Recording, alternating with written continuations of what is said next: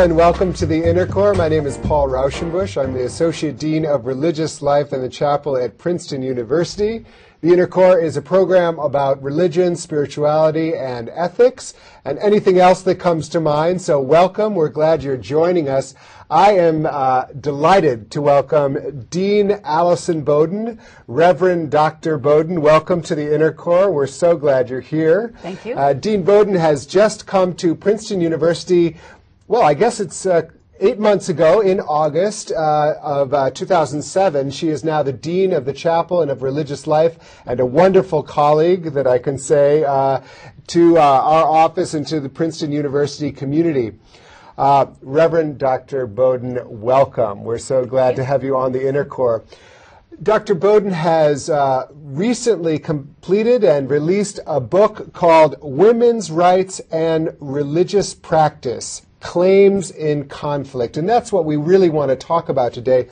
Allison, maybe you can start by telling us a little bit about the history of human rights. And then we'll, what human rights seems like such a sort of time immemorial concept. You know, we've always had our human rights, but in fact, it hasn't always been there. It's a fairly recent understanding of, and maybe you can just give us a little timeline on what human rights means.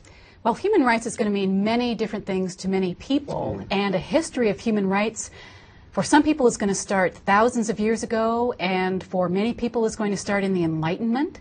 Think of the Bill of Rights here in the United States. Think of the French Declaration on the Rights of Man and Citizen. So these are 17th, 18th century kinds of ideas. The idea of human rights certainly hit a whole new stride in 1948 with the founding of the United Nations and the Charter of the United Nations and the publishing of the Universal Declaration of Human Rights. That's also out of the United Nations, something that had great support from Eleanor Roosevelt.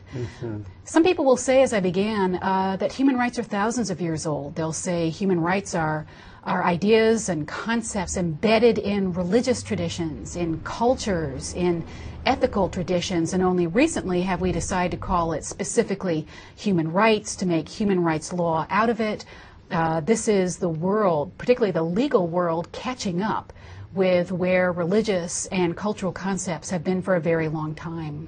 So human rights, is that essentially a personal construct? Is that something like, I have these rights? I have, even in our own Constitution, we have certain inalienable rights, and I have them as individuals. Now, I can imagine, and I think this might be part of the question, is like, how do my rights, when somehow they come into conflict with your rights, how do those things go together? Even before or maybe in connection with our conversation about religion, how do those things go together? Right. Well, again, there are a variety of perspectives on this. Are rights individual, and do rights require duties from others? If I have a right to X, do you have a duty to fulfill that for me? Are rights only individual, or are rights really more appropriately for whole peoples? Are they for cultures? Are they for groups? Some coming from East Asian societies have said this emphasis in the West on individualism infects your idea of the understanding of rights. Of course, rights exist, but they are for groups, and people have responsibilities to others before they have personal rights. Your first thing is a responsibility to fulfill your rights to your people, to your culture, to your family, to your government. Incidentally, you also have human rights, but these are only fulfilled to the extent that other people understand their own primary obligations first. So stop thinking about yourself as a person with rights. Start thinking about yourself as a part of a whole society. All of these people having responsibilities to one another, and those are most important. It's interesting, and you can see that's a very persuasive argument, but you can also see how that could be abused. Right. Yes, we care about you, but you have to subsume your interest, your personal interest. Why are you putting your interest above the community's interest? This is your role. You stick to your role. And I can imagine that when you're looking especially at women's rights, that can be a point of conflict. Because if you're talking about human rights for women and some of, I think, religious understanding of duties of women, sure, that could be a point of conflict. Oh, completely. One of the things that the intersection of religion and rights really complicates is the idea of basic human equality. And I think for that reason, that religion is maybe the largest challenge to the idea of human rights as it is currently encapsulated in human rights law, both out of the United Nations and also other international bodies and domestic bodies. I think the religions would say that all people have a spiritual equality, or maybe only certain members, only all members of their religious community. But after this umbrella level of equality come different types of people. And those types of people are going to require different levels of rights. Gender, absolutely. And some real biological determinism comes in here. Women bear children. Well, around that fact comes a whole set of rights and obligations and duties, primarily to the family, that have to be primary. Another category of difference would be religious believers versus non-believers, non-members of the community. In some religious traditions, ideas of caste and of social location make certain people very different in terms of the understanding of human equality. Spiritually, absolutely, we all have equality. Other things like sexual orientation are used as a category by which some people, for religious reasons, need to have a certain level or kinds of rights or be excluded from others. And also, of course, certain obligations and duties first. Tell me, maybe I think you do a few case studies in this book, or at least grounded in a few different communities. Can you give us a few examples of places where this has been in conflict, and perhaps how your own thinking in discussing this may have evolved, expanded, taken surprising directions? I mean, I think once you get into a place, it's easy to be abstract, human right, but once you get into a situation, it complicates it, you see things. How did that happen for you?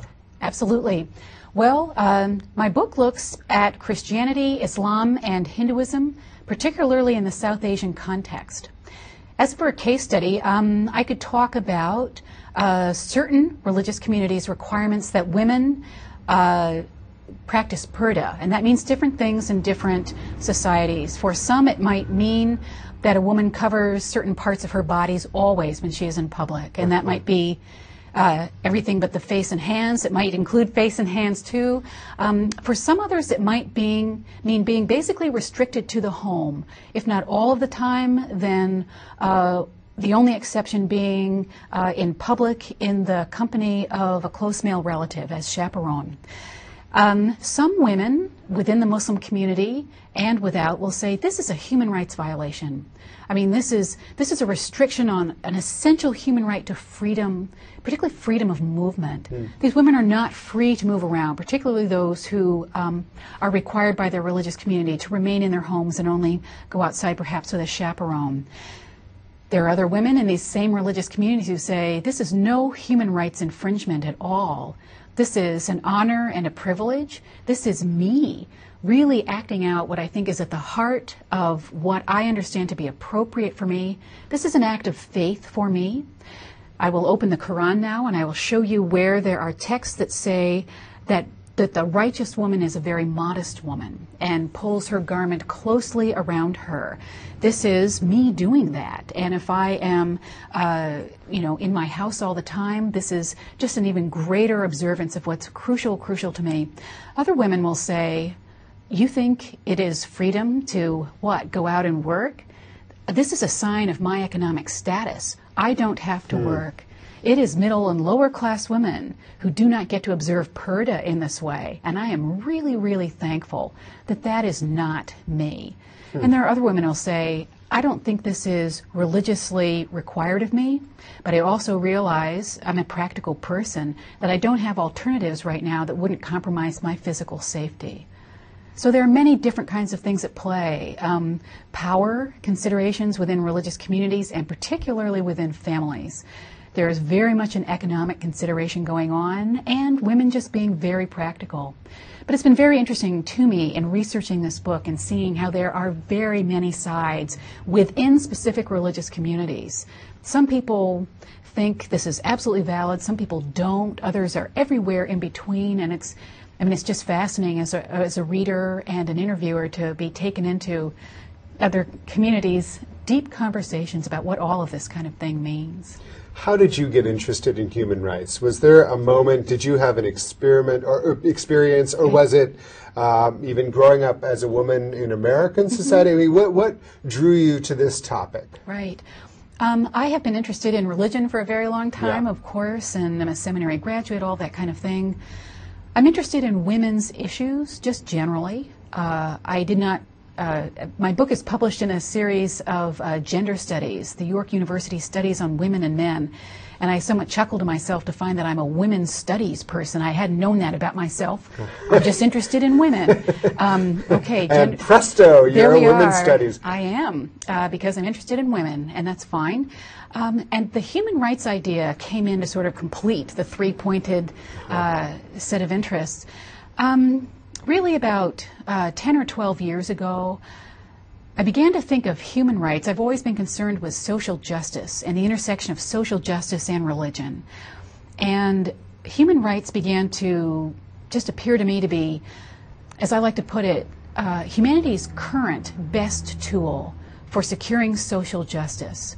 Not the only one, but the whole point of human rights and the reason they've been articulated so intentionally in an international and intercultural way, and we can argue about whether or not that's worked, but that has been the intention certainly in the 20th century and now 21st, is to see through the rubric of human rights if there aren't certain levels of social justice that we can ensure for every last person simply because they are human. What is the source of human rights? Some people say human dignity. Many people in religious traditions, and let me add that no religious tradition is monolithic. I mean, there are just hundreds, thousands, infinite viewpoints within them. We can't just say religion X says Y. But within all of these groups is an attempt to try to get down to something that's so fundamental and that we just have to safeguard. I'm thinking broadly in terms of social justice criteria. Others may say human dignity. There are certain things we do to safeguard others' human dignity. And I became interested in the way human rights language and human rights talk actually has kind of a lot in common with religious talk. And when we begin to speak about the human being and human dignity, people with a religious identification quickly find themselves talking about concepts that have an element of the sacred to them. I appreciate particularly the idea of human rights because it is meant to get around culture and particularly around religion, to find those common denominators, hopefully not the lowest common denominator that's just an ethical washout and doesn't mean anything, but to find a common denominator where we can all talk, where we don't find ourselves divided by religion or culture anymore because we've got down to something so essential. And what human rights lawmaking keeps coming back to is the human being, human dignity, the essence of the human. And I am fascinated by the way that even at that elemental point, the religions come in and, like in the Tower of Babel, confuse our speech. We have very different understandings of what we mean about inherent human dignity when we bring in our, I mean, in my sense, particularly religious understandings, but others can say ethical, cultural as well. Well, I think and so we have these, the claims in conflict. And I think especially women's equality movements, what human dignity means, and that can be in conflict with religious communities, especially when we go into cultures that don't have the same history that America does or Europe does. I mean, it's a very different sort of context. So I think it must be. Is this a process? Do you feel like there's movement? Is the UN and those people interested in human rights? Are they beginning to? have basic assumptions changed over the last 50 years? I guess, or what, we're 60 years now since, I mean, what has changed and what has remained essential? I mean, you know, it does seem like there's a certain pragmatic element behind this. Basically, we want to make sure that every human being has a dignified life. And we want to do that in tangible, concrete ways. But the question is, how? Absolutely. And how does it differ in a village in South Asia, in India, to a city in Kenya, to Trenton? Sure. I mean, it seems like somehow that kind of cultural fluency, maybe religious fluency as well, has that been a factor? You know, it's interesting that the human rights idea is a concept that continues to evolve. It does. It is not ossified at all, and this is just fascinating to watch. I mean, in just the last 60 years, as you've said, out comes a wonderful, perfect on paper, perfect set of documents enshrining human rights, and infinite numbers of countries sign and ratify them and say, yes, we will abide by them. They are all a part of the drafting. This is great. I was talking recently with a friend who's in law school, and she was noting that lawyers look at human rights law and they say it's on paper, it's good, it's there. On the ground, this oftentimes, I mean, it just does not trickle down. It's not the question right now that human rights laws aren't adequate. They're beautiful. And oftentimes, particularly when religion is involved, it's not enforcement. Or enforcement is the case, but enforcement, it's the problem, but it's not the answer. You, Paul, must abide by the rights that your country has signed on to, and you need to do it at home. Now, I know how you like to treat your female relatives, but it says right here, and we signed it. This isn't going to work. Right. When rights came out, there was, sort of in 1948, some general understandings, but they've been complicated. One of the biggest challenges to date has been related to cultural relativism. I like to talk also about religious relativism.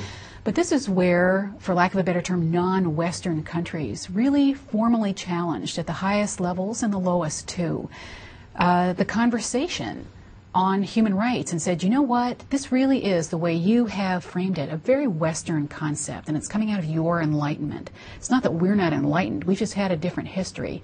It's not that we don't believe in or understand human rights, we articulate them very differently, and you need not to be so sort of ethically imperialist that you can't work with us to open up again the canon, if you will, of rights and the way we talk about it, and to incorporate our perspectives. Some folks said in response, but you know what? You and your father's generation, mother's generation, were at the table when this was drafted. And a response back is, well, yes, we had people at the table, but they were Oxford educated, and they didn't represent the rank and file people in my culture. I don't think, some do, that the question of cultural relativism has been solved. It continues to be a very live issue. I'm glad. I mean, you know, as many genuine voices as possible to help shape this. This concept is important. It doesn't mean it's always going to be the smoothest conversation, but I think it's the one that's most genuine. Another big question that came up, particularly starting in the 70s, women's movement, but in the 80s and into the 90s, was a movement called Women's Rights Are Human Rights. And so now looking from a gendered perspective and saying torture, what does torture mean? It can't just mean torture at the hands of the state. Women whose lives are mostly held in the private sphere rather than the public one are never going to be taken in for state torture because they aren't actors on the political and social scene. They may be beaten eventually to death by a man in their home or subjected to what we consider torturous behavior. Or imprisonment, you know, unlawful, unasked for imprisonment is an abuse of a human right. But what of certain, you know, abusive families in any religious background and location who really confine women to their home? So they were trying to take the criteria that were already well established in human rights and saying, we need to look again at what is torture, we need to look at imprisonment, we need to look at all sorts of issues related to human dignity. And then we need to take in other things that are also articulated as human rights, but make them more central. Rights within marriage, the Convention on the Elimination of All Forms of Discrimination Against Women of 1979 has Article 16, which talks quite a lot about the rights of women in the family and in marriage. And reservations or formal protests against this article are the most numerous from countries from every region of the world. It tries to enshrine for women certain rights within the home, to citizenship, to the number and spacing of their children. Well, that makes people opposed to abortion very, very worried, or to family planning. Anyway, if children are a gift of God and they come when God sends them, you know, this is a big problem. So, interesting. So that was a more recent one. And I think that the question purely of religion in conflict with human rights is a new avenue as we talk about changes and the new big dialogues in human rights. But I may be projecting because it's what interests me. Yeah, right. And I think it needs to be more important, not problematized. You know, not post 9/11. Oh my gosh, religion is the problem. How do we get these religious actors off the stage? Right. We have this great thing going. Come on, let's get them out of there, right. or just belittle their arguments so much. I don't think that's going to happen. What I really do hope is that books like this and other actors come in to help religion and rights be reconciled in a positive way. I don't think that's impossible at all. Right. We're talking to the Reverend Dr. Allison Bowden. She has written a book called Women's Rights and Religious Practice, Claims in Conflict. This is available at Labyrinth Books, also on Amazon, so I encourage you to check it out. I think that in fact we there is real tension here. Yeah. You know, I mean, you know, I think, you know, especially when you get to the UN, with and much of the UN's you know, core bases, European, the anti-death penalty, right. even beyond women's issues. Like, sure. What do we do with the death penalty? Hugh, that is for some people that's a clear violation of human rights. For others, that is mandated within religious text, right. And you know, I think it's an ongoing conversation, yeah. And I'm not sure where authority places. Sure. You know, who has the authority to say to anyone, right. you know, aside from this is a good idea, right. this is a persuasive way that we can move forward as a world community that is intersecting. I think it comes to mind like what happened, you know, even foot binding. Right. You know, like that. You know, that was something very common practice, right. basically erased within a generation. Right. And at some point, I'm sure there was a question of cultural imperialism involved, but then it essentially the only reason there was any way that was an effective approach was because people just basically realized, oh, this is a good idea. Right. And we agree with that as a culture. But, you know, it's not like, I think it's a tricky way to how do you impose your ideas, and how do we accept other ideas? I mean, I think there is an essential sort of imperialism that, you know, I kind of think of human rights. I'm like, great, let's give them human rights. Yeah. But then you look at our own country. Sure. With our, you know, with the history of torture that we've acknowledged recently, yes. all of these, with our own like incredible drive to use the death penalty, even when it's been, you know, recognized to have racist implications in our country. You know, I think that these are questions like human rights is not just for the folks out there. Absolutely. You know, below the equator somehow. This is, I mean, I wonder when we think about this, I think it's very tempting to look outside. Sure. And much easier. But when we look at even within women's rights, like how do, I mean, can you give a brief assessment of how you think this plays out in our own context, in American context? Like the competing claims of human rights and religious rights? Well, you know what? I think the pressing example in the United States right now has to do with people who are gay, lesbian, bisexual, and transgendered. Huh. I think it's the queer community.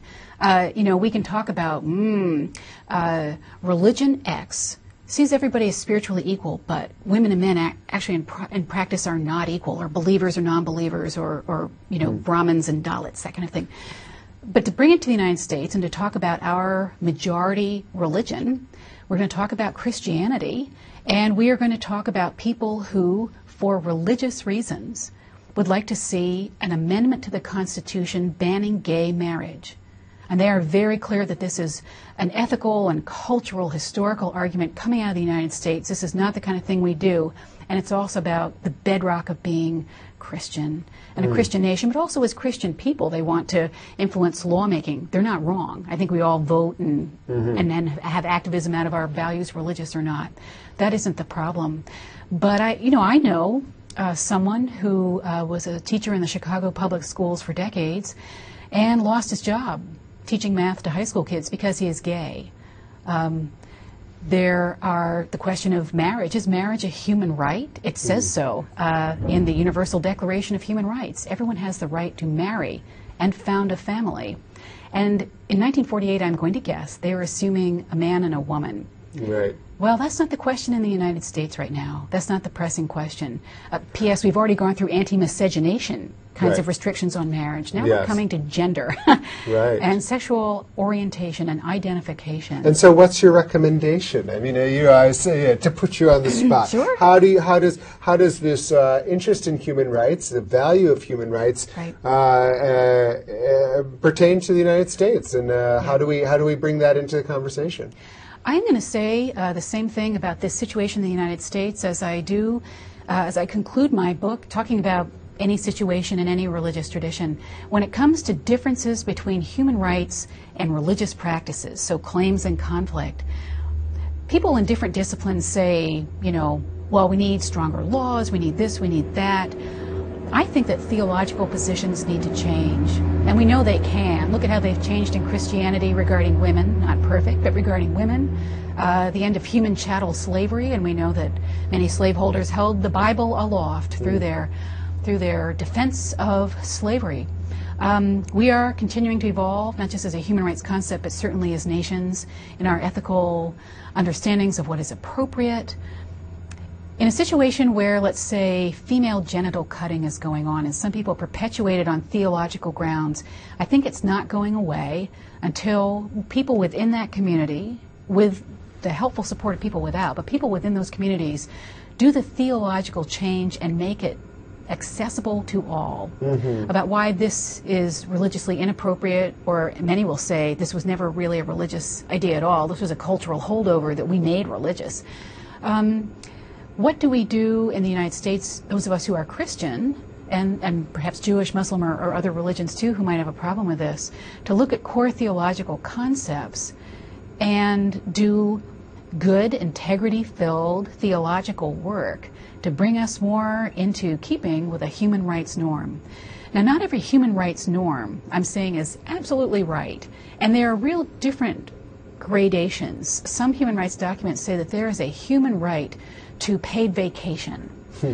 I love my paid vacation, but is that a basic human right? Right. Is keeping your job, regardless of your sexual orientation, a human right? I would place that a whole lot higher. Yeah. The right to life. So so essentially, it's something that has to come from within the community. With support, but it really is an evolution, and I think that you have your work cut out for you. All right, get on it. Okay. I want to thank you so much, Allison, for being with us here today on the Intercore. I want to one more time remind you about this book. It's called Women Rights and Religious Practice, Claims in Conflict. It's essentially about one of the most immediate and important evolutions over the next century, I think, is how we look towards each individual as having dignity, as respecting one another with dignity, loving one another, and how we can get there while appreciating the deep and respecting the deep religious and cultural traditions that often work at originally perceived counter perspectives, but how we can bring those together to recognize and appreciate one another. And so that is the essential message of this program, the Inner Core, increasing understanding and appreciating divergent viewpoints. I'm so glad you've joined us today, and we look forward to seeing you again at the next Inner Core. Take care.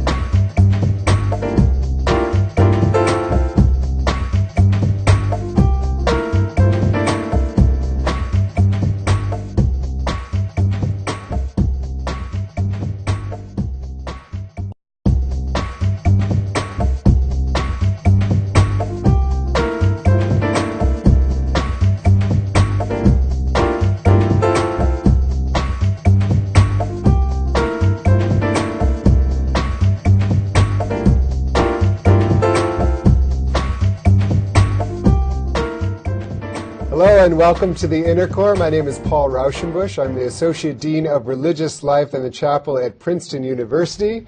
The Inner Core is a program about religion, spirituality, and ethics, and anything else that comes to mind. So welcome. We're Nations and the Charter of the United Nations and the publishing of the Universal Declaration of Human Rights. That's also out of the United Nations, something that had great support from Eleanor Roosevelt. Mm-hmm. Some people will say, as I began, that human rights are thousands of years old. They'll say human rights are ideas and concepts embedded in religious traditions, in cultures, in ethical traditions, and only recently have we decided to call it specifically human rights, to make human rights law out of it. This is the world, particularly the legal world. Glad you're joining us. I am delighted to welcome Dean Allison Bowden. Reverend Dr. Bowden, welcome to the Inner Core. We're so glad you're here. Thank you. Dean Bowden has just come to Princeton University. Well, I guess it's 8 months ago, in August of 2007. She is now the Dean of the Chapel and of Religious Life, and a wonderful colleague that I can say to our office and to the Princeton University community. Reverend Dr. Bowden, welcome. We're so glad to have you on the Inner Core. Dr. Bowden has recently completed and released a book called Women's Rights and Religious Practice: Claims in Conflict. And that's what we really want to talk about today. Allison, maybe you can start by telling us a little bit about the history of human rights. And then we'll, what human rights seems like such a sort of time immemorial concept. You know, we've always had our human rights, but in fact, it hasn't always been there. It's a fairly recent understanding of, and maybe you can just give us a little timeline on what human rights means. Well, human rights is going to mean many different things to many people, and a history of human rights for some people is going to start thousands of years ago, and for many people is going to start in the Enlightenment. Mm-hmm. Think of the Bill of Rights here in the United States. Think of the French Declaration on the Rights of Man and Citizen. So these are 17th, 18th century kinds of ideas. The idea of human rights certainly hit a whole new stride in 1948 with the founding of the United